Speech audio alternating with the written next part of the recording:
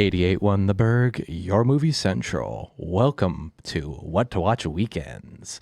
My name is Nathan, the host of What to Watch Weekends, and I am joined by a guest today that I completely forgot to turn up his microphone. So hopefully when he talks, you can actually hear him. Would you like to introduce yourself? Hi guys, I'm Walter. Is that the right microphone? Which one is Which one am I? I don't know. Ooh. Hello, is this the right one? The last one. There we go. You didn't turn on. Great. Just my luck. Always my luck. But interesting that I bring up the choice of luck, because luck has absolutely nothing to do with our topic today here on What to Watch Weekends. In a metaphysical sense, possibly.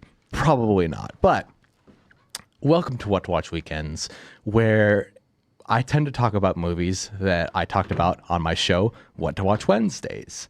And what did I talk about this past week on What to Watch Wednesdays? I talked about the Matrix trilogy. The three movies about the Matrix.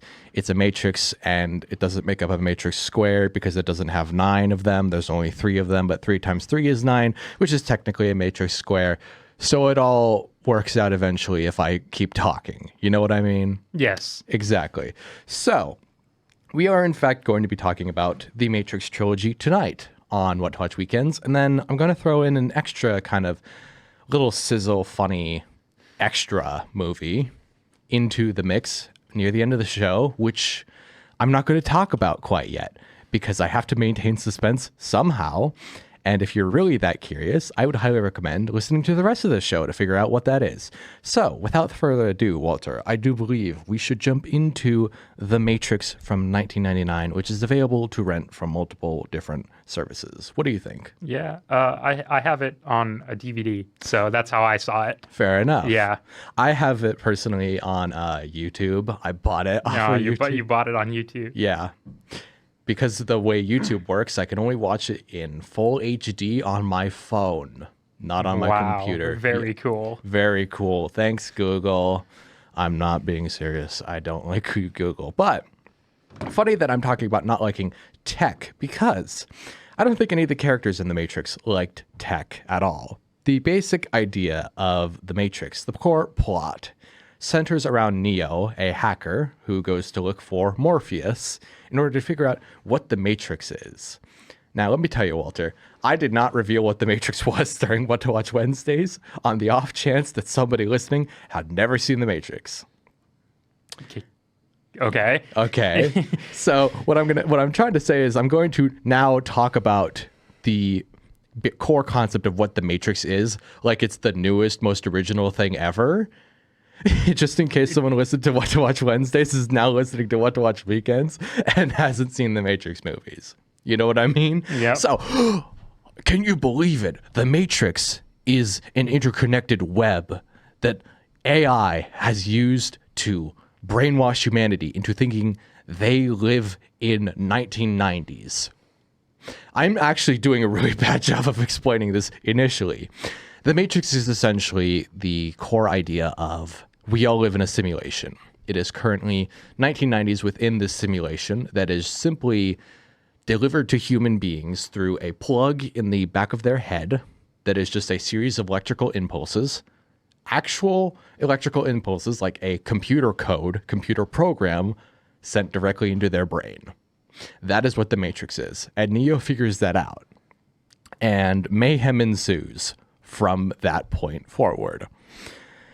I think a lot of people have said it before, but I gotta ask you, Walter. I think as overdone as it has become, I think the general idea of the Matrix being a simulation was definitely unique for the 90s. It was a new thing for its time, yeah. Yeah. But now, because the Matrix, it came out at like just the right point of time, right, where computers were starting to become like more and more like normal, more and more like of a household good. Yeah. Because, 1990 when the movie came out, or 1999. 1999. Yes. 1999 when the movie came out, people didn't have cell phones. No. And like the majority of homes in America didn't even have like a home computer. Right. So it came out at just the right time to see, okay, if we like accelerated and advanced our usage of technology so significantly, it'll eventually like kill us. Right. Right. And that is interesting that you bring that up because again, 1999, like it's on the precipice of Y2K as well. So it's kind of like that I'm sure that did something for it as well. Oh, for sure. So just to kind of expand on your point, yes, absolutely. I think that's part of the reason why it became such a unique and well-remembered thing and why everybody decided to rip it off for the next 10 years, both in concept and in their action sequences. But that could be talked about later down the line. I think it's just interesting to think about. And your point is very well explained. Yeah. I think if it had come out at like 1990, people would be like, technology isn't at that weird. Yeah, this is weird. Technology isn't at that state. But if it had come out in 2003, people would be like, what are you talking about? Yeah. We've already proven that Y2K didn't happen. This is ridiculous. And we've got other things to worry about at this stage in our life. Didn't the iPod come out in 2006? The first one came out in earlier than that. Okay. The iPod Classic, the one we all know about, came out in 2006. Okay. Interesting. I'm just thinking that would kind of be the benchmark for me of when people would stop really caring about it if it had come out after 1999. It's kind of a stupid tangent, but it's worth considering at the very least because it's again on the precipice of home computers to now portable music players, which would then lead the way for the iPhone. So it's kind of once that became a thing, then that's when the Matrix stopped being completely irrelevant. But doesn't necessarily lose its relevance or lose the ability to stand on its own 2 feet, in my opinion, at the very least. I think we've kind of started ironically just kind of talking about technology. Yes. But I gotta say, I have loved this movie for years. I watched it when I was a teenager, and it always stuck out in my mind. I had it as one of my favorite movies, if not my favorite movie, for a good 2 to 3 years before it changed to something else, you know? Yeah. I've seen the first one. That's the only one I've seen. Right. I've seen it a couple of times. I know the first time I saw it, I was probably 7, maybe. What? Yeah. That's another story. Okay. But, I was probably, I was still in like elementary school when I saw it the first time. Okay. And I'm like, wow, this is awesome. Right? Yeah. I mean, I felt the same way when I was a teenager. So I can only imagine how being so young, you'd be like, whoa. It's And I watched it again probably about a year ago. Right. And it still holds up. Yeah, absolutely. That was my biggest surprise for a movie that came out in 1999. I was surprised at how well all of it stands on its own 2 feet. I was expecting the effects to look dated, the storyline to feel kind of just there and not really applicable. I thought it would be kind of this just very contained and kind of its time piece of art. And I was surprised to see that anything that made it not hold up, like a rough CGI shot or something that, the hyper-saturated, very green parts that it's like, this is clearly from the 90s. Even those moments kind of gave it a rough charm of they're so infrequent and just kind of spots on a otherwise near perfect movie that I kind of prefer that they would be there because nothing's perfect. You know what I mean? That's the way I look at it. And it's also interesting to look at it from the perspective of a machine that is trying to be perfect mathematically will always end up failing when they're making a movie about themselves. I don't know what I'm trying to get at there, but I'm trying to say that it kind of contributes to the whole machines taking over the world idea that it will never be perfect because humanity's involved. So I just made that up. I spitballed. I'm not going to go any deeper than that. But interesting idea. I also will say, okay, I was not expecting to get this again, or at least I was expecting it when I rewatched it as a teenager. Rewatching it now, I was like, man, I like all of these side characters. Yeah. As crazy as that sounds, it's interesting to see how Oh, you can say something I can say about the side characters is they're all named after like computer parts. Yeah. Like mouse, Yeah. bugs. Wait, Bugs? Is that a character? Here, I'll list them Yeah. off. I'll list them off. So we've got Mouse, APOC, Switch, Cypher. Yeah. I see what your point is now. Yeah, that's funny. I remember. I still think that's funny even to this day, and I'm like, yeah, that's just funny. So Wait. What computer part is APOC? I don't know. Okay. Well, at least Switch, Mouse, and Cypher are definitely Yeah. computer related.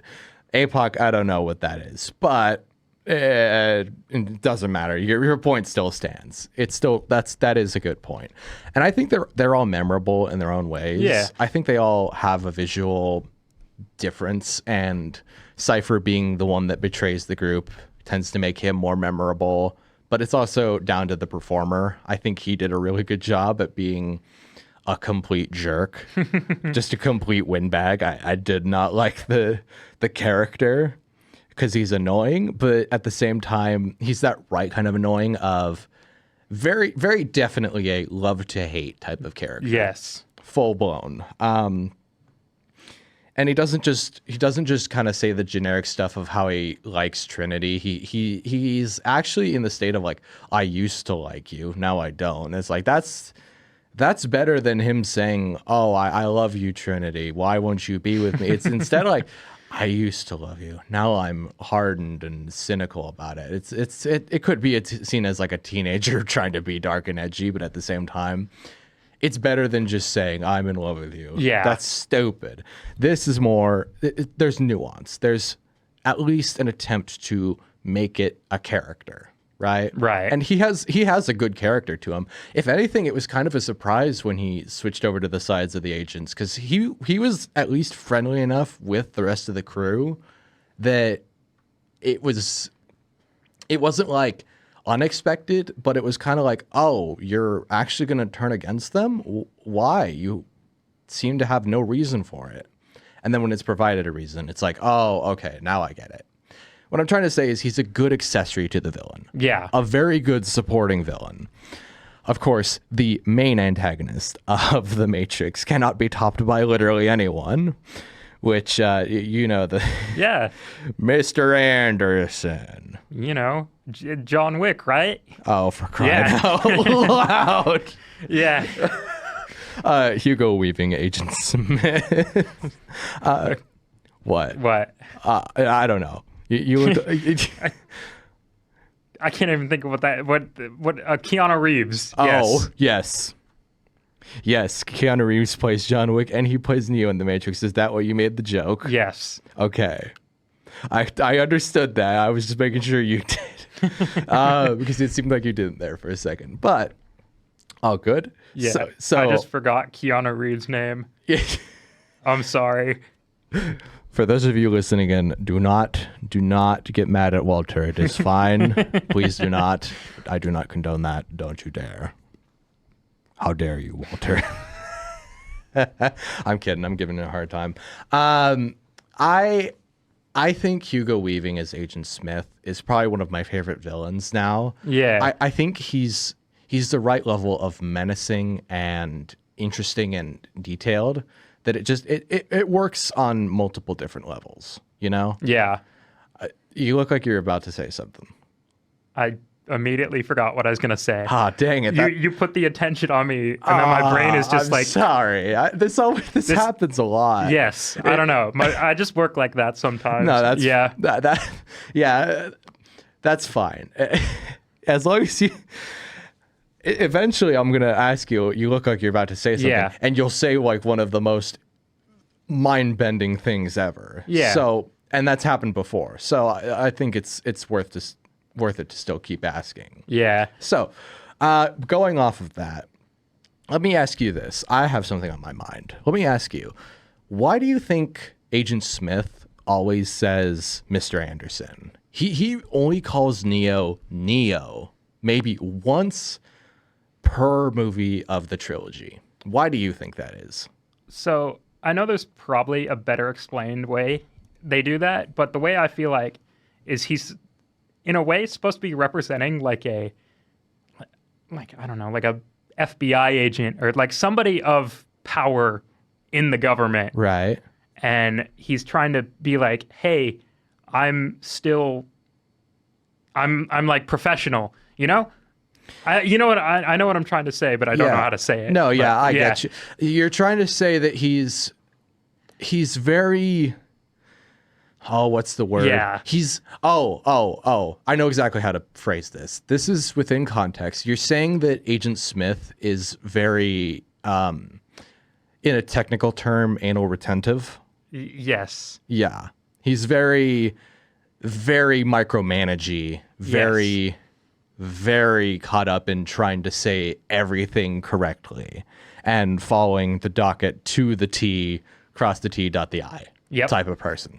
I can see that. If anything, that adds on to why I think it is, because going off of that, he is a robot. He is a computer program. Yep. And in that way, he is the perfect federal agent in that sense of the idea. Yes. As in, like, he physically cannot deviate from that path. Of course, what makes him an interesting villain is when he decides to start deviating from that path. But even then, he still calls him Mr. Anderson all the time. So there's still that core programming of following the directive to the perfect degree, not ever swaying from it. And it's also the interesting idea of, I suppose it was just him refusing to acknowledge Neo as this like holy figure and calling him Neo and just calling him Mr. Anderson to kind of humanize him. I'm spitballing that. Yeah. I never actually thought about it that way, but I think he's also doing it to kind of just bring him back down to earth and allow him to have the upper hand whenever he talks to him, because he's like, you're not this master computer hacker, you're not the one, you're not this mystical being, you're just a dude named Mr. Anderson, and I will win by calling you that. With the way Hugo Weaving says it, I would believe that he could just break a building in half by saying Mr. Anderson at it. So he's got that going for him. I actually don't have a lot of notes about the original Matrix, because a lot of it's just kind of in the head. A lot of it kind of just speaks for itself. If you've never seen it before, then what are you doing? First of all, highly recommend checking it out. But second of all, you kind of know a lot there is to know about the Matrix by watching it, at least in my opinion. Yeah. But a part of that comes from the fact that I've seen it about 4 times. Sure. Yeah. One thing I'd like to say about the first Matrix is, so it came out in 1999, right? And a lot of the like, not real world scenes, but real quote unquote world scenes were set in, I think, New York, or like in just various parts of the United States in 1999. And that was because really practicality, you can't time travel. So they just had to work with what they got. And so it's a running joke of mine to say, oh, 1999 was the peak of human civilization. So that's in context of the movie. In context of the movie, yeah. That actually... Well, they said in the movie... Yeah, that's what Agent Smith says to Morpheus. He's like, here we are. We've created a civilization at the peak of your civilization.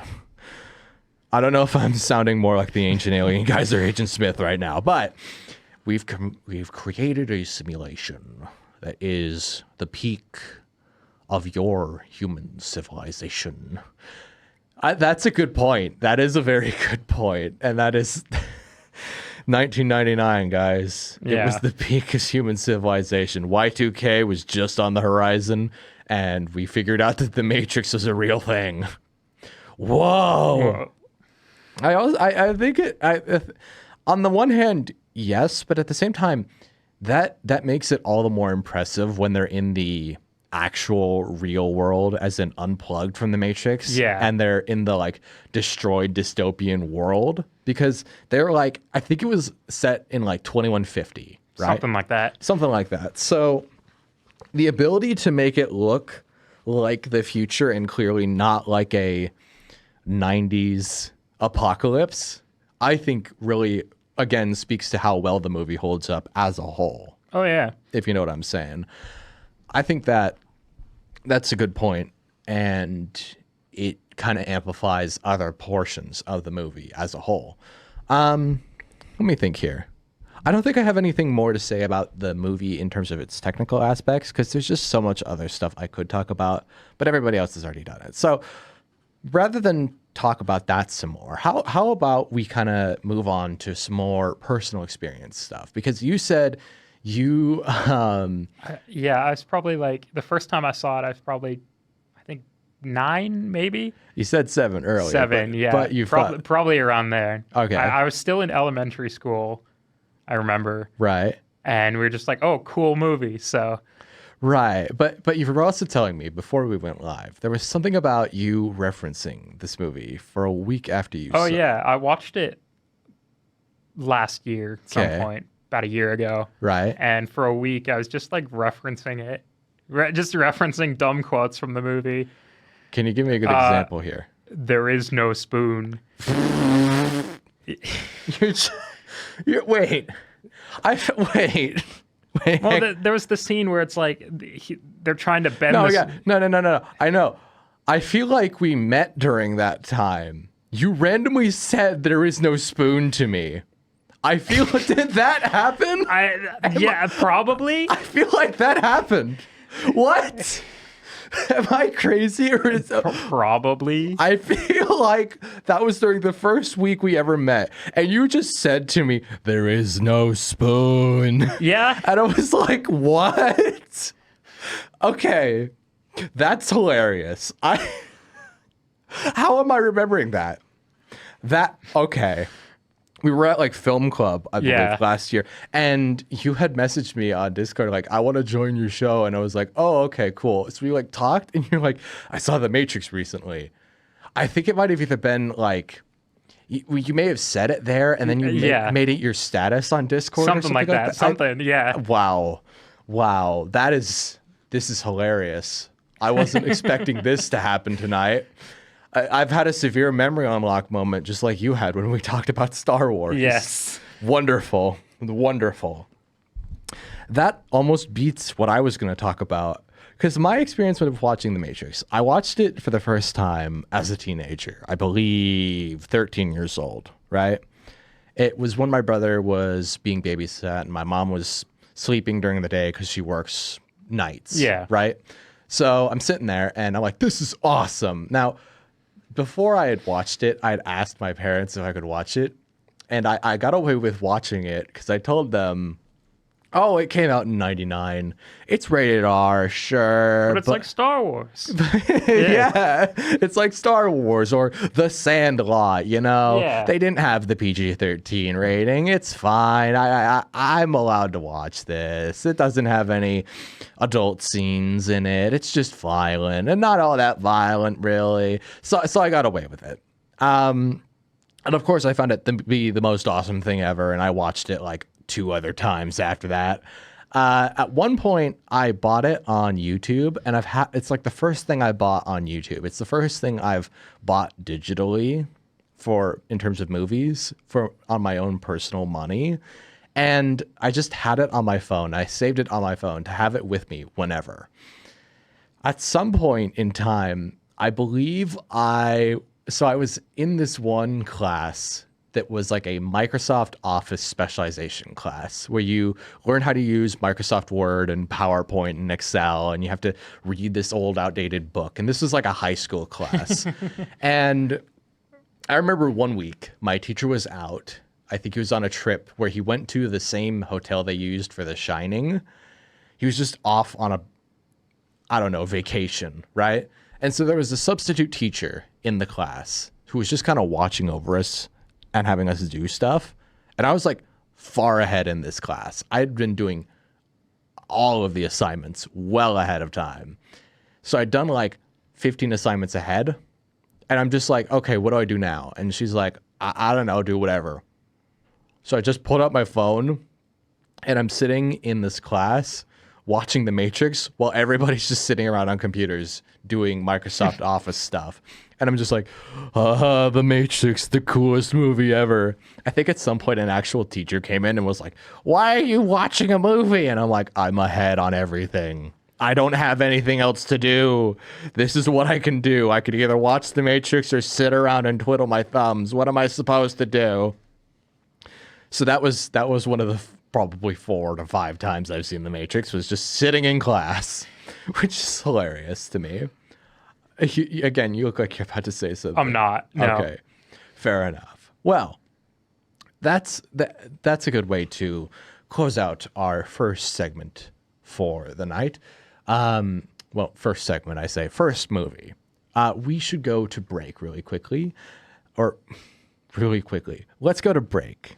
When we come back, we will be talking about The Matrix Reloaded. So stick around. 88.1 The Burg, your movie central. Welcome back to What to Watch Weekends. I said that weirdly. It's like, What to Watch Weekends. My name is Nathan, the host of What to Watch Weekends, and I am joined by my guest today, Walter. Yes. I don't know. I always feel like I want to let you introduce yourself. I'm going to say something funny. I was thinking of saying something funny, and I'm like, I probably shouldn't. So okay, fair enough. So we spent our first segment here on the show talking about the original Matrix. And now we are going to be moving on to The Matrix Reloaded from 2003, which is available to rent from many of your normal movie renting services, places like YouTube and Fandango at Home and Amazon Prime and the other ones that you would possibly use, like Apple TV. Maybe you use Apple TV. I don't know. Do what you want with your life. Don't let me tell you what to use to stream stuff. But since this is What to Watch Weekends, I feel like you could listen to me on what to watch. And let me tell you, Walter, in terms of what to watch, I would say that The Matrix Reloaded is something what to watch. I think so. Yes, I think you should watch it. Yes, I haven't seen it.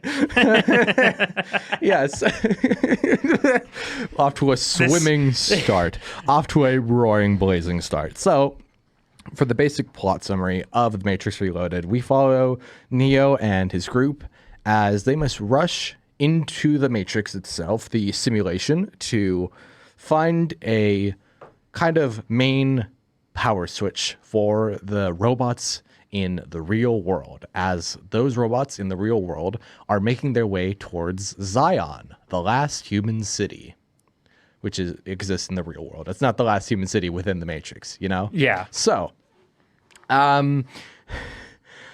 it's interesting that I improperly said what to watch of movie of yes, watch Matrix Reloaded, because if I'm being completely honest here, I did not want to watch The Matrix Reloaded for the longest time, because I liked the original a lot, and I never saw the value or need to watch Matrix Reloaded.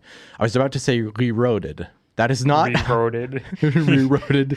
I wanted to never really watch The Matrix Reloaded and just kind of have the original in its own little container and never really leave that kind of box of comfort.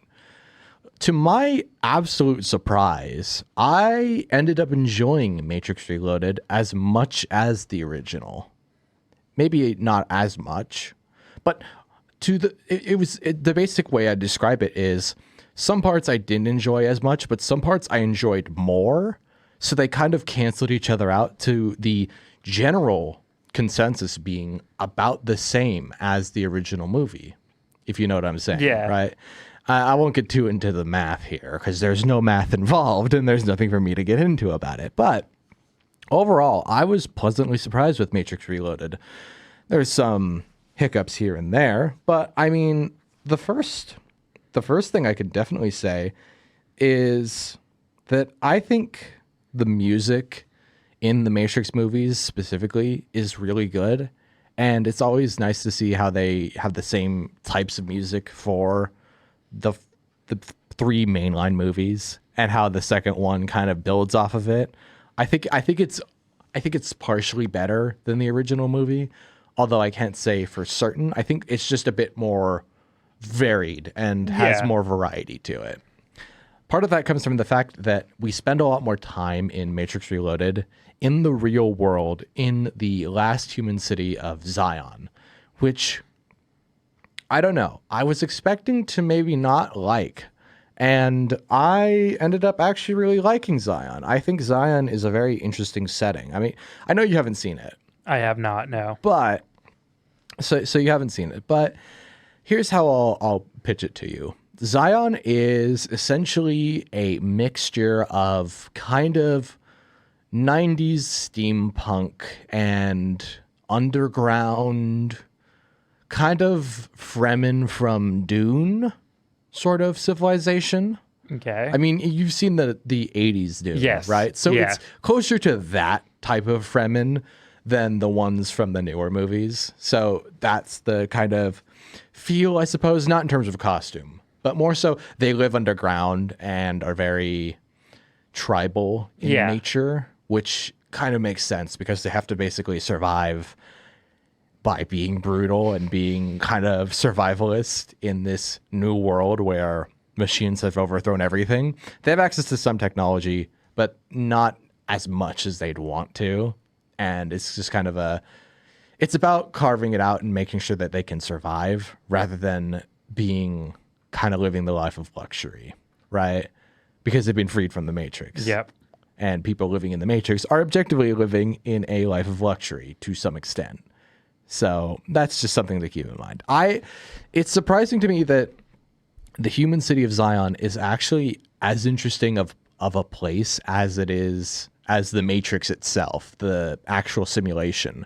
Because there's always a chance that like the human stuff isn't going to be that interesting and the real world situations aren't going to be as fun to watch, if you know what I'm saying. Yeah.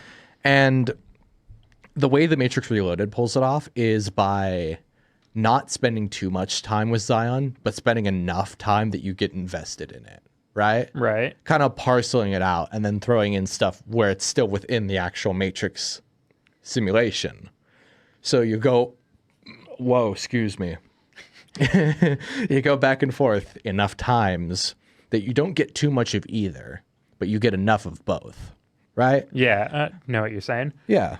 I will also say that as mildly it's not as perfect a goal as the original movie, but it's still a goal, and I think it works, which is the basic premise is Neo's kind of goal is to stop the machines, but also save Trinity from dying because he has a vision being the one and everything like that and having his magic gobbledygook powers that he envisions Trinity falling out of an apartment complex to her death.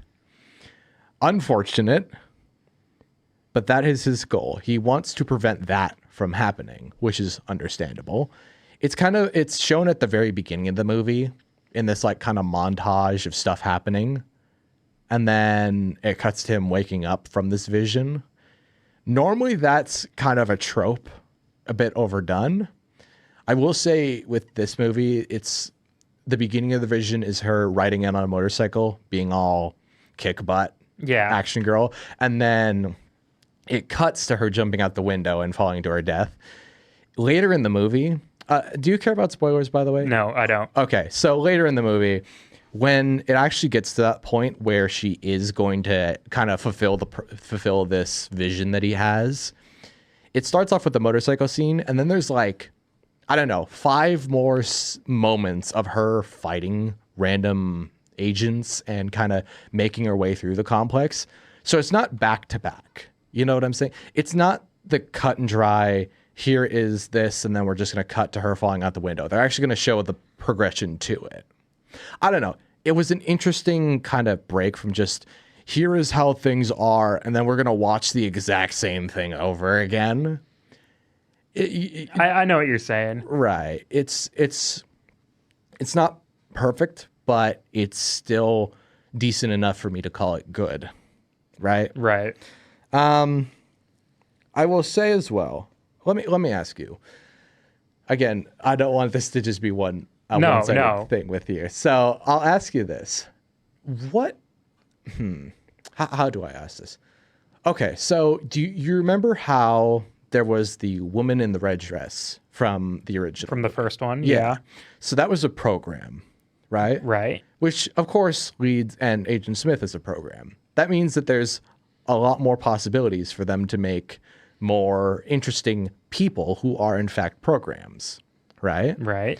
So if here, I actually want to hear what you would think would be an interesting idea for a human turned into a program. What would you throw out there? Oh, shoot. I don't know.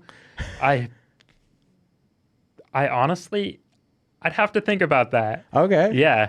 Here, that's fair. Don't know. Yeah. Do you think it would help? Would your creative, what's the way I want to describe it? Would your creative mind get jogging if I list off a couple of the ideas they had for this movie? Shoot. Yeah. Go. Okay. Yeah. So one of them they have is a keymaster. He is able to unlock any program within the Matrix. He's able to bypass any piece of code. Okay. What he is a kind of shorter Asian man who is an actual key maker, as in he makes actual metallic keys in his cell. They are all like put up on hooks and they're all over the place. He's a really fun character because he can basically open any door. He also is able to get the locks off of a motorcycle and have a key to turn on the motorcycle. I was thinking about it. I'm like, this could be useful for anything, really. Like any lock, any pick at all can be outdone by this guy in the Matrix simulation. You have like, oh, I want to get in this door. Here's the lockpick. Yeah. Here's the key master. He doesn't even have to like take out a specific key. It's not even like a dumb thing where he's like has to sort through his massive key ring. He just touches it and it opens. That is extremely convenient. Like 10 times more convenient than I was ever expecting. I will also say that there are the twins, which people have talked about the twins before. The best way to describe them are they are two guys with white dreadlocks who are able to turn into ghosts and warp through objects. Okay. I don't know exactly what that's supposed to represent in terms of coding, but the effects hold up very well, and it's a very cool thing to look at. And they think about the logistics of it because they ghost through cars, but it's kind of a risk. It's not like they can use a knife while they're ghosting through stuff. They can't actually interact with things. And if they unghost, then they're going to be stuck in the car. If you see what I'm saying. Yeah. It's the no clip principle where No clip. I mean, it applies. Yeah. It applies. If you go through something without having a physical property yourself, and then you turn back into a physical property, your entire body will get stuck in that object. Wonderful. So it makes sense that they're not able to fully interact when they turn into ghosts. So those are a couple of the ideas. Do you have any others so far? Not really. Okay. I know if you don't ever come up with one during the course of the show, that's completely fine. I was more so, it is kind of a difficult thing to think about, though. That kind of thing, I think, is what makes Matrix Reloaded so much better. Is that's such a difficult idea to come up with. You can't just do it on the spot. You really have to think about it. Well, shoot. One that playing off of the keymaster locksmith guy. Right. One that I think could work well is somebody who'd be able to change their voice to sound like anything. Ooh, kind of like as in like, are you saying not just converting it to sound like another human voice, as in like they can also sound like actual noises in the environment? I guess for this case, sure. Okay. So what was that your original idea, or what was the I didn't even think of that, but I was thinking like different people, right? Okay, yeah. And how, I don't know, he can be like, oh, one day he talks like, normal guy. Next day he will talk like I don't know, somebody famous. Right. So one day he's just talking like himself, which is just the voice of, I don't know, Joe Schmo. Yeah. And then the next day he's talking like James Dean. Yeah. You're tearing me apart. That would be interesting to think about in the context of the Matrix, because that would cause glitches. Yes. But it is also it's kind of the concept of logging into somebody else's account, right? Yeah. Or using a AI voice changer these days, or using an audio editing program where you can kind of just make yourself sound like somebody else, right? Mm-hmm. In current day, I think that would work. Back in the 90s, in the 2000s, that'd be a bit difficult, but that is a good general idea. Bravo, Walter. Yeah. You actually you came up with something. As difficult as it was, that is an interesting idea. I think that'd be cool to see in The Matrix Reloaded. Honestly, I'm kind of annoyed they didn't do it now. Make a new version of Matrix Reloaded where we have the voice imitator. The voice imitator cut reloaded. Do it. That's a joke. I don't encourage calling people out like that. So, but yes, that interesting. There's so many different ways there's so many different ways that could go. Man, there's that was a very long segue from talking about The Matrix Reloaded, which is completely fine. It just means that I have less time to talk about it, which is completely fine. All I will say is, if you are interested in The Matrix Reloaded, then I would actually recommend it. I would say it is a decent follow-up that doesn't deserve any of the asterisks that it gets of, oh, it's not as good as the original. In my opinion, it's at least as enjoyable as the original movie. I can't say it's perfect. I can't say it's as good all the time, but I can say that it averages out to being as good, in my opinion. And so I recommend it on that basis. On the basis of that, I cannot, in good conscience, recommend the third movie in the trilogy. Yeah, I was looking at IMDb earlier. Yeah. And I was seeing like the ratings of all of them, and the third one is like significantly lower than the first two.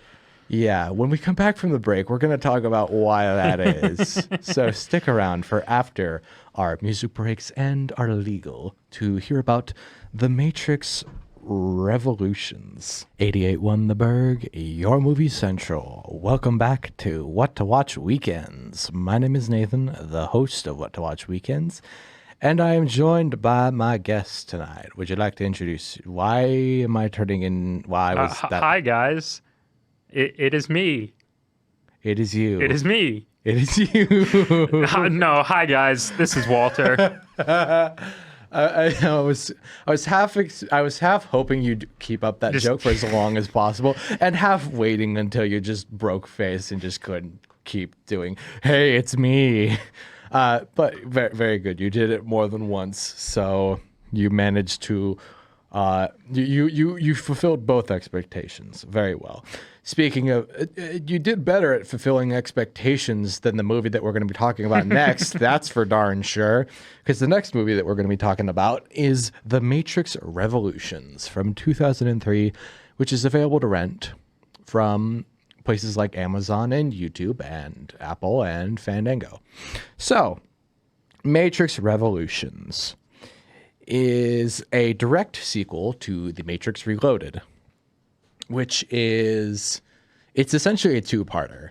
Now, do you remember in the plot description for The Matrix Reloaded how there are robots tunneling to get to the human city of Zion? Yeah. And they're going to get there.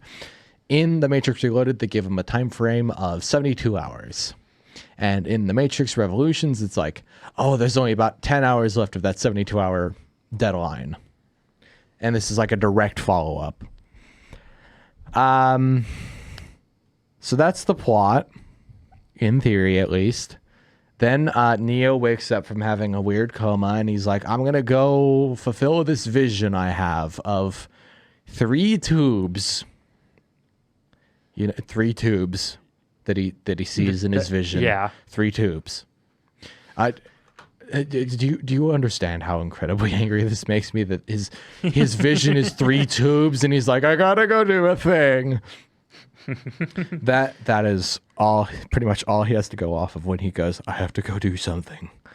I have to go do something. I'm trying to do Keanu Reeves and I'm almost there, but I'm not gonna get close enough. So let me tell you right now, The Matrix Revolutions is one of the worst types of sequels.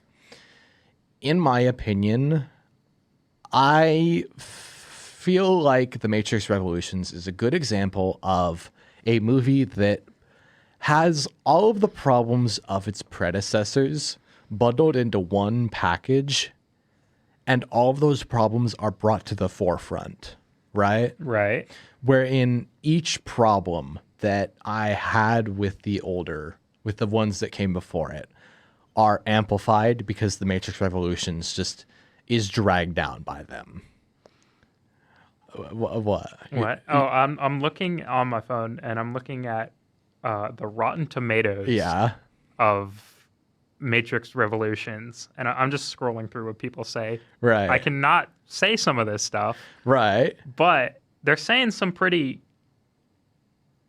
like, they have some really intense criticisms about the movie. Right. I feel like I'm kind of mellow about this movie in comparison to that, because my criticism really comes down to it's really just weak as a sequel. It felt like there wasn't enough for them to put in it, and they didn't know how to make Neo have a good character arc. Which he didn't have perfect character arcs in Matrix or Matrix Reloaded, but just because they weren't perfect doesn't mean they weren't good. Yeah. And they botched it completely by having half of the stuff happening in this movie just be that stuff happening, right? Neo doesn't exactly learn or grow. He just kind of has certain things happen to him, and he has to move on from that. Good example would be Agent Smith do you remember how there's the whole thing of if you pick up a phone and you can get like transported out of the Matrix, right? Yeah. Unplugged. That happens to Agent Smith in Reloaded, and he possesses the body of some guy in Zion. That guy is on board one of the ships at the end of Reloaded, and it's kind of this cliffhanger of, oh, what's Neo going to do? There's this guy who's possessed by Agent Smith now. And when Neo and Trinity break off from the group to go to the 3 tubes vision, this guy is on board with them and tries to kill them, right? And that's a cool scene, I suppose. It's interesting to think about that Agent Smith has now possessed people in the real world. But at the same time, it had nothing to do with Neo. He was basically just cloning himself, and it just so happened to be a sort of coincidence that he was nearby a phone and could be transported out of the Matrix, right? Right. So when it happens, it doesn't feel like a consequence of Neo banishing Agent Smith. If they wanted to do that, then you should have had it happen a lot earlier, because it should have happened a lot earlier in Reloaded than it did, or have do better elaboration, because what it really feels like is a disconnected element that is thrown in there for all of 5 seconds and then brought back at the very end for their cliffhanger, and then a setup to be this big ultimate thing within the Matrix Revolutions. They don't have enough build-up time to really make that feel worth it, right? Right. So it just kind of ends up being thrown in there without having any relation to the main characters or their goals or their journey or their arc overall, mainly Neo. It just feels like another thing that's happening to him, right? Right. Which is always frustrating to watch. I think that also goes for the scene that kind of happens after that with Neo and Trinity, which is one of my least favorite, again, spoilers if you've never seen Matrix Revolutions, one of my least favorite character deaths ever. At the end of Matrix Reloaded, Neo's vision of Trinity dying by falling out of a window doesn't exactly come true, but she still starts to die when he saves her. And so he basically has to use his magical powers to reach in and restart her heart by like pumping it with his hand, which is crazy, kind of cheesy, very out there, right? Right. But it kind of fit with the tone of Reloaded. Revolutions, they get to the landscape where the 3 tubes are. I'm never going to let go of the 3 tubes because that's all I had to go off of for so long. I can only go off of 3 tubes for so long before I start to stop caring. Start to stop caring. That's an interesting phrase. But the point still stands that when they get to their ultimate goal and they crash the ship, it cuts to Neo, who has been blinded after fighting human Agent Smith. Mm-hmm. And he's like, "Where's Trinity? Trinity, where are you? Come on, we gotta get going." I'm so close to Keanu Reeves, but I can't do it. So he finds Trinity, and she's like, "Oh, you'll have to go on without me, Neo. Why is that?" And it just cuts to her having like metal pipes impaling her. This is a factual thing that's happening. And it's so overblown because it takes them a minute before they show that. And then the next 3 minutes are just spent with her saying, "Oh, I'm so sorry, Neo. You'll have to go on without me. You'll manage. You'll live. You'll survive. You know, when I nearly died in Reloaded, I was thinking how I couldn't tell you how much I loved you and all the things you meant to me and how much I really cared." And I'm just sitting there yelling at the screen, "Idiot! If you don't hurry up and tell him, you're never going to get to tell him. You're going to die before you do." This frustrated me so much. That's really cheesy, yeah. Yes, it is. It's so incredibly cheesy. And then she just dies. And then just dead. Yeah. That's pathetic. That's the way that Trinity dies. Like, okay, I don't, she's not my favorite character, but like Trinity is a really good character. She's strong. She's capable. She's fast. She's really dangerous. She's a competent character. Yeah. And to see her die in such a dumb and overblown way was actually infuriating. It didn't feel like the way Trinity was supposed to go out. You know? Yeah. You've only seen the first Matrix movie, but even you can attest. Like, what did you think of her? Yeah. Like, don't know. She was good. Yeah. Yeah, exactly. Yeah. That's the point. She was good in the original Matrix. She's one of the first characters you meet in the original Matrix. She is part of the series. And to kill her off like that, just like, I've been impaled. Yeah. Oh, I'm sorry, Neo. It's like, shut up. Die with honor. If they were going to do it like that, they should have had her die the way that Neo predicted she would die in Matrix Reloaded. Don't just keep her alive because she's a fan favorite. If you're going to kill a character, do it in a way that works and makes sense and fulfills an arc.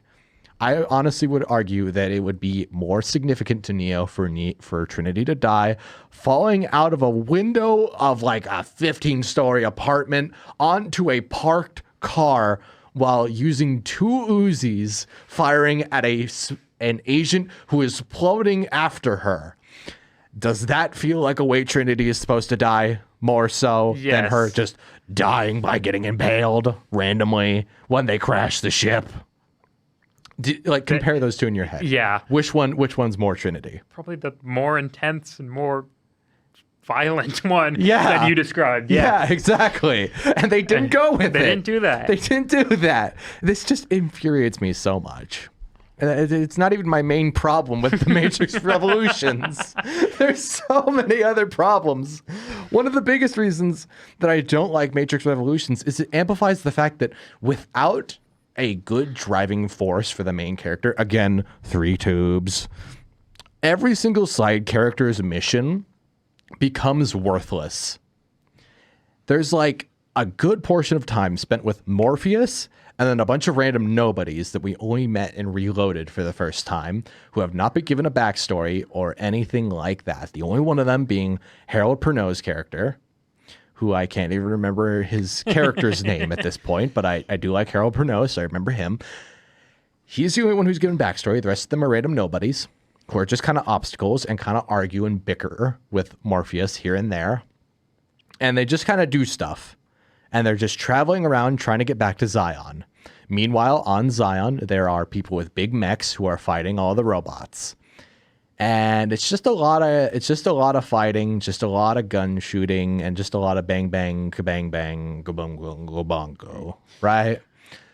When our motivation for Neo is 3 tubes, all of that kabongo becomes a lot more kabongo. If you that's gibberish, but yes, do you understand what I'm saying? I understand what you're saying. Yes, perfectly. It becomes a lot more insubstantial, unimportant, and boring, and blends together into a big splat of just noise being thrown at your face when there is no motivation for Neo to continue on. Right. And that's one of the most infuriating parts. It highlights that core issue of the series, which is that the side characters are only interesting because of their interactions with the main cast. And when the main cast doesn't have anything to do, what's the point? And that goes for any movie. That doesn't just go for Matrix. That goes for any movie. Without a good main character, your side characters are right? Right. And it just kind of goes to show that the only reason I remember the supporting characters in The Matrix is because the main cast was so good that it felt worth bringing up Cypher and APOC and Switch and Mouse and all of them.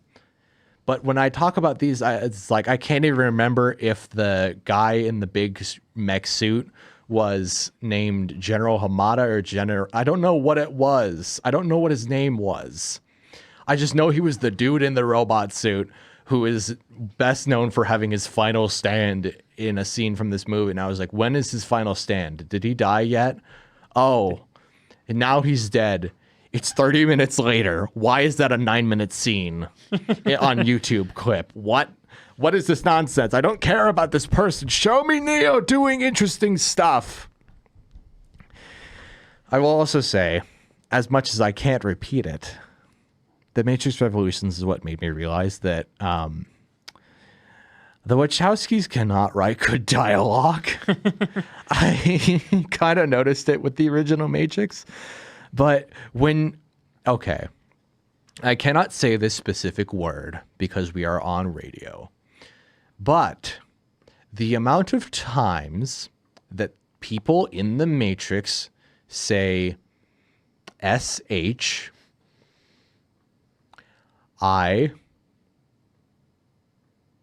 then there's a fourth letter.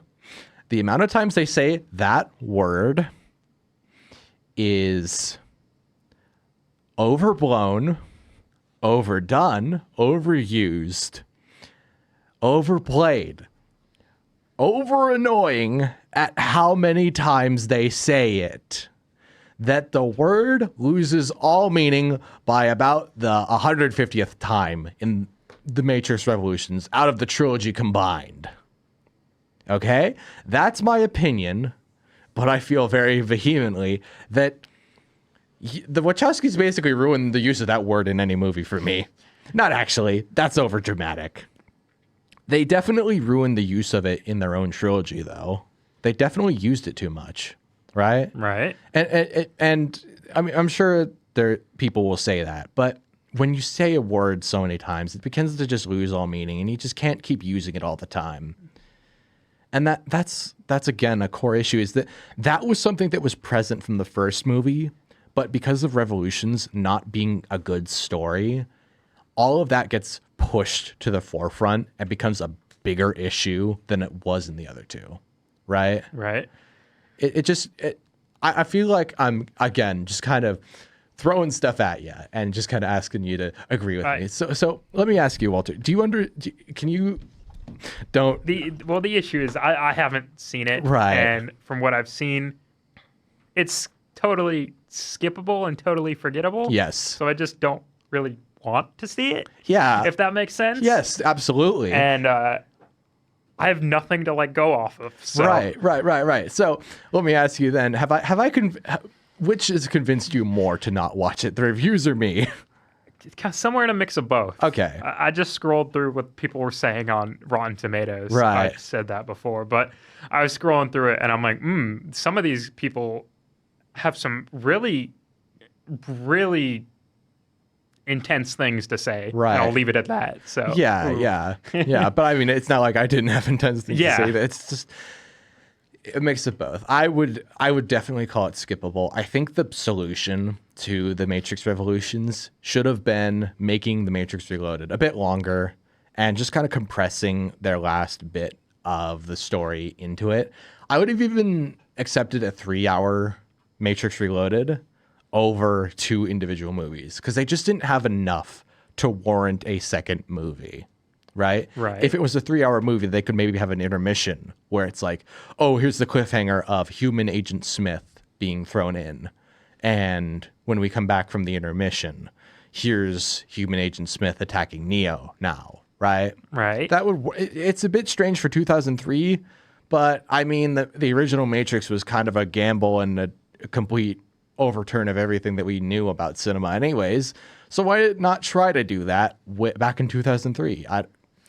They had it in their bones. They had it in their capabilities and ability to try something new or try something different from what everybody else was doing. And instead, the way they did it just wasn't the right way to approach it. You know? Yeah. So, yeah. Speaking of going to intermission back in 2003, it's currently 2025. And because we are on radio, we do have to go to intermissions. But we are going to go to our break very quickly. When we come back, we are going to talk about the 4th movie of the night, which is not going to be Matrix Resurrections, because personally, I did not want to talk about that one. So instead, when we come back from the break, we're going to talk about a movie that you, Walter, are actually interested in watching, that being The Animatrix. So stick around for that. 88.1 The Burg, your movie central. Welcome back to What to Watch Weekends. My name is Nathan, the host of the show, and I'm joined by Walter here today. Hello. Hello. I'm Walter. Hello. We opened up last time with you saying, it's me. It's me. Which didn't make any sense. But with that being said, we are going to jump into the last movie on the list tonight, which, since we've been talking about Matrix movies, I figured it would either be one of 2 things, or one of 3 things, more specifically, I suppose. It was either going to be Matrix Resurrections, The Animatrix, or both Resurrections and The Animatrix. And when I got to the point where I was like, I got to decide what else am I talking about on What to Watch Weekends this week, alongside the original Matrix trilogy, I was like, I cannot be bothered to watch The Matrix Resurrections because the Matrix Revolutions was so middle of the road and bad that I don't think they could really improve on it or make a better sequel. So I didn't watch it. I didn't waste my time. I didn't bother with it. I only looked at it for half a second and I was told that it's bad. So I believed it and I'm not going to watch it yet. Probably ever, actually. You can quote me on that. And in my opinion, I don't think I will ever watch The Matrix Resurrections. What's the point? But I did want to watch The Animatrix because it seemed interesting and it looked like it'd be a fun time. And Walter, you actually felt the same way. Yeah. Or feel the same way. I saw some screenshots of it this morning. I'm like, man, that looks cool to watch. Yeah. So. Yeah. So the basics of The Animatrix is it is an anthology movie, which means that it's just a series of 9 short films piled into one big movie. And all of them are animated, so the length turns out to be about 1 hour and 40 minutes. Not as long as it could be, but it ends up being long enough to sustain you. And each one is set within the Matrix. Each one's done by a different studio. Well, not each one is done by an individual different studio. Each one is different enough in style that it feels like it's done by a different studio, or at the very least looks like it's done by a different studio. They basically got a lot of different anime studios and animation companies within America to go in and make their own shorts for the Animatrix, which is each of them revolving around a different aspect of the Matrix, right? Yeah. One thing that this reminds me of right off the bat is I think it was was it Blade Runner that had an animated series that came after it? Blade Runner 2049 had a series of 3 shorts that came out before it. Okay. Are you thinking of... That's what I'm thinking of. Okay. Yeah. I was going to ask if you were also thinking of Cyberpunk, the anime on Netflix. That too. Okay. Yeah. Fair enough. I mean, they are both cyberpunk, and The Matrix is definitely cyberpunk in some aspects of the way, I suppose, with the apocalypse or with the way the characters dress. So I can see why you're making the connection. Yeah. Right. And so, Walter, you told me that... Oh, I should mention beforehand. This came out in 2003. It's available to rent. It came out in between The Matrix Reloaded and The Matrix Revolutions, right? Yep. If anything, I would actually recommend watching The Matrix Reloaded before watching The Animatrix. You don't have to, but I would recommend it because there are some characters in Animatrix that are in Reloaded that you wouldn't have any context for when going into Animatrix. Yeah, I was just going to ask about that. Right. There is at least one character who, if you don't have context for him, it will not make sense when you see it in the Animatrix, right? And his is one of the better ones, so I would recommend watching Reloaded on that basis. And again, it's a decent movie. So, but you were also gonna say that I should also clarify. I gotta look. Let me count how many are actually in this before There's I start. 9. What? There's 9. Did you actually? Yeah. Okay, so there is 9. Okay, good to know. I have it written down as 7 for some reason. I am wrong, apparently. Oopsie daisies. Oopsie poopsies. So 9 short films. This... What am I trying to say? What I'm trying to say is... words. I'm trying to say words. I completely blanked on my train of thought. Okay. I know where I was going now. So, Walter, you said you wanted to watch this. Yes. And you didn't want to be spoiled on it. Preferably not. Preferably not. Yeah. It's a bit difficult to do that because they're all short films, 9 short films, and because it's 9 in the span of an hour and 40 minutes, each one is roughly 10 to 12 minutes at max. And, well... I can't do math. You can't make me do math if you want to. They're not very long, right? Right. So guaranteeing no spoilers is a bit difficult, but I will do it. I think it's more worth it to kind of tell you about some of the themes that these short films cover and tackle, because when it comes to an anthology series like this, there's always a thought that one of them is going to be not so great and not going to really expand on the world in any way, shape, or form. Mm-hmm. And it's just kind of be there and be the odd one out. Looking back at it, I think there is one that does fall into that category, but it's not exactly a perfect fit in that category. The way I'm going to describe it is most of these are 2D with sometimes 3D elements in them. One of them is fully 3D animated, and that one, in my opinion, doesn't expand on the world of the Matrix, but it does expand on the technical aspects of the Matrix. Because in Reloaded, there was that famous fight scene between Neo and the 200 Agent Smiths, where he does the whole thing with the pole where he spins around in a circle, and it's that really cool shot. Most of that is clearly done with 3D animation. And I will say, watching that scene in Reloaded, I was like, I feel like these kinds of scenes would work better if they're just animated to begin with, rather than having the splice of 3D and live action footage. And my belief in that was confirmed when watching the 3D short in the Animatrix, because it holds up so much better than any of the effects from Reloaded or the original Matrix. It has its own style and it fits perfectly. So that at least it accomplishes that, but it doesn't really tackle any topics or dive deeper into the subjects of the Matrix itself, right? What?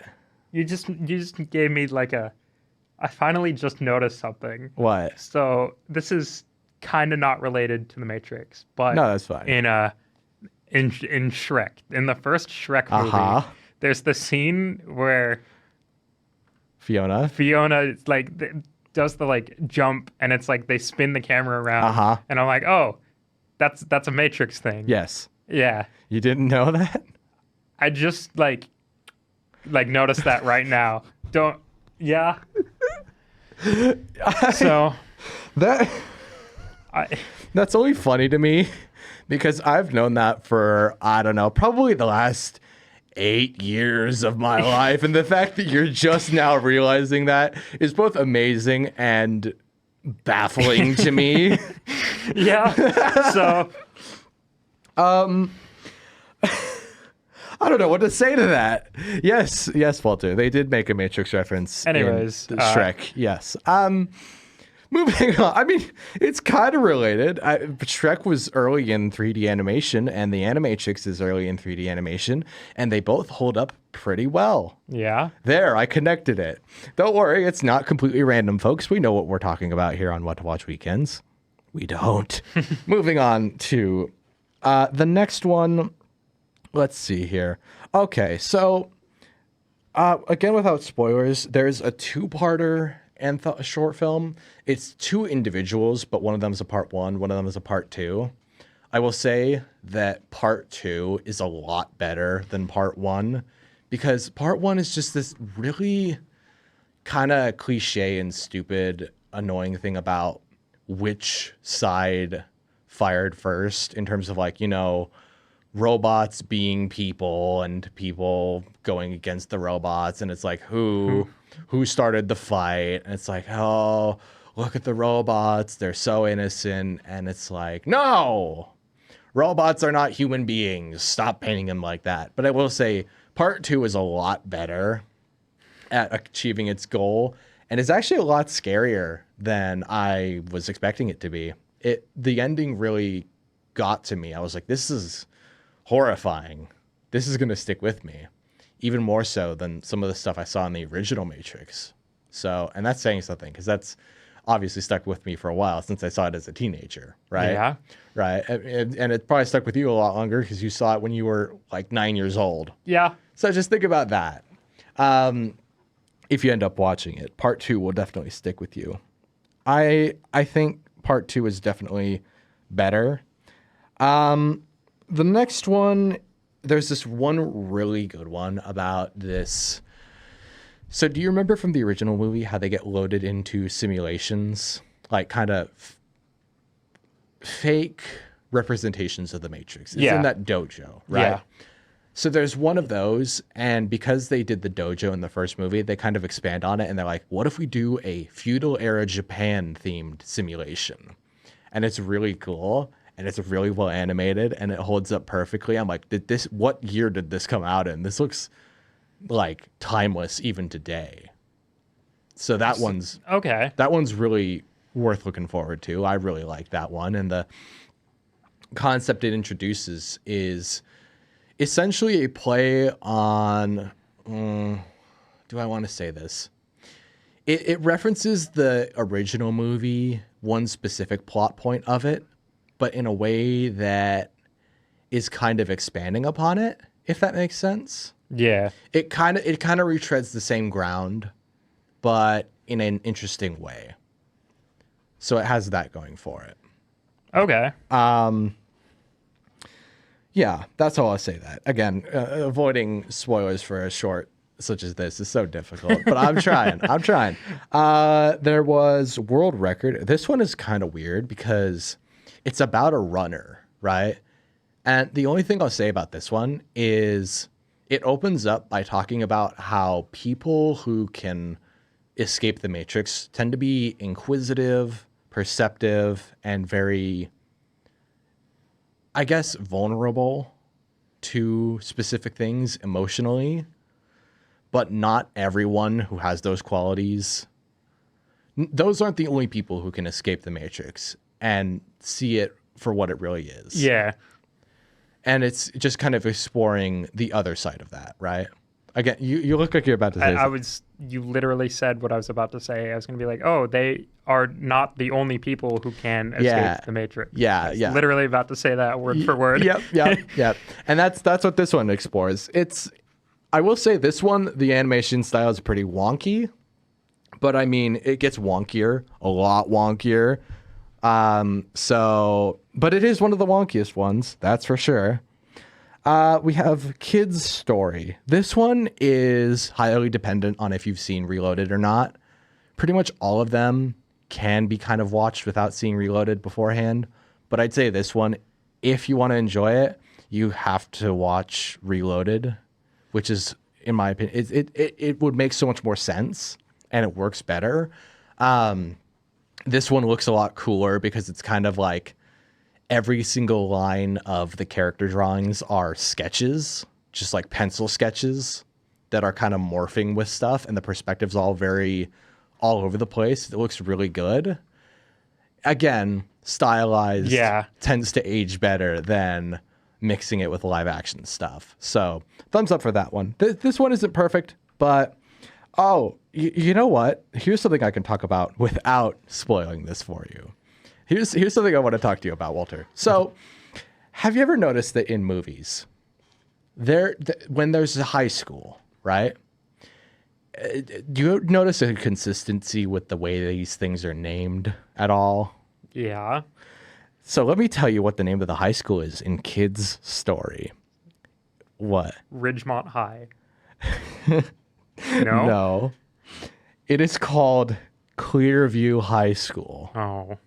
Yeah. Boring and generic name. Yes, your reaction says it all. Oh. I was like, I had to pause on that for a second. I'm like, why do they name it Clearview or Ridgeway or Meadow Heights? You know.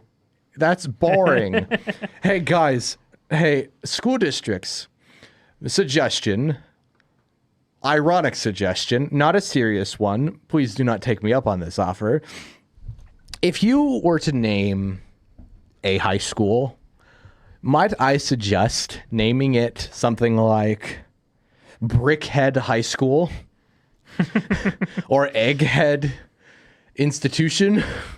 Could we maybe call it, I don't know, Jeffert or something like that? How about Jacob? How about you don't put high school at the end of it and just call a building Jacob? Joe House, or I don't know. Joe House. Joe House.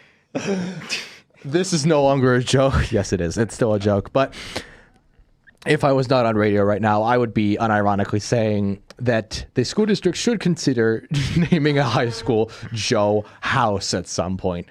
That is unironically hilarious. Do you see what I'm saying? Yeah. That would be so much funnier. Can you write that down and send that to me? I'm going to name a high school Joe House in one of my movies one day. That is funny. That is funny. Joe House. Not even Joe's house. That's the part that's driving me crazy. It's not Joe's house. It's Joe House. The house of Joe. You look like your brain is melting. Yes, it is. Good. Mine is too. It's all good. We're almost done. Let's see here. The next short film. I would recommend Kids Story again. Just recommend watching Reloaded before watching it because it will make a lot more sense and has a lot more meaning if you see Reloaded beforehand. Okay. So it gains that. Beyond is about a girl named Yoko who loses her cat and goes to find her cat. Do you remember in the first movie when Neo has deja vu seeing the cat sneezing? Yes.